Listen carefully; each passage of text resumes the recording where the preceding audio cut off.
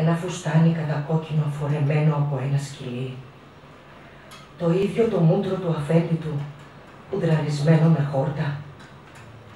Να κάθεται καλόγρια με ανοιγμένα τα ράσα της στα νερόφυδα και να φανίζει το σκουλίκι μήλα με την τροπέτα του σάλιου του.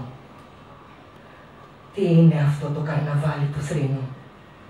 Γιατί αργοπορεί και ξεφτιλίζεται ανάμεσα σε τόσους πεκρίδες? Χωρίς κοδονοστάσιο, χυμένος όλος ο μούστος από τα κρασοβάρελα, μες στο μελάνι της σταματημένης καρδιάς, και να ρίχνει ο ουρανός την κοιλιά του έξω από το βρώμικο πουκάμισο.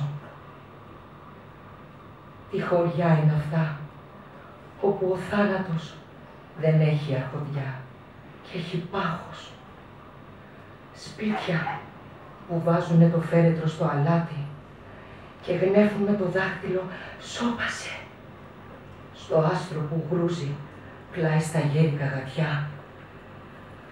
Τι πόλεις εκεί ξεμανίκωτες, σαν να τις κέρωσε με ένα χαστούκι ρεκλάμα, και το σώμα διατιμημένο τη λίγη, την ακαμψία με ένα ρούχο του σειρμού.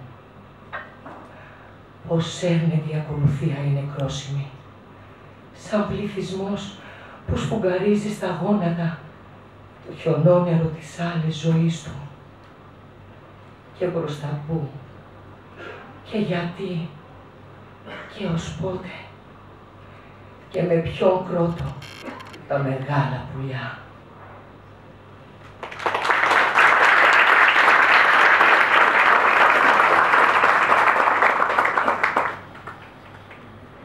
Δεν γράφω συχνά ποίηματα ποιητικής. Αυτό που θα σας διαβάσω είναι από τα ελάχιστα σχετικά ποίηματα που έχω γράψει και είναι αυτό με το οποίο κλείνει το βιβλίο και το αισθάνομαι σαν ένα είδος απολογίας. Το ελάχιστο που μπόρεσα να είμαι.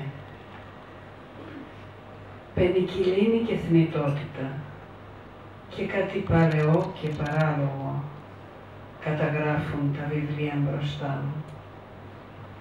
Τα μολύβια μου, σαν βελόνα πεξίδας, στρέφονται τρέμοντας προς το βορρά, κάθε φορά που το γραφείο μου διατρέχει ο χλευασμός μιας καλής ιδέας. Θα έγραφα ανεπανάληπτο έπος, αν δεν είχα αρχίσει να γερνώ. Πόσο τις άφησα τις λέξεις μου να σέρνονται ανάμεσα στο χρόνο και τη δύναμη, σαν να είχα το δικαίωμα να ελπίζω σε ένα καταβρασμό της συνείδησης από άλλον και όχι αυτόν που ζούσα, δύο.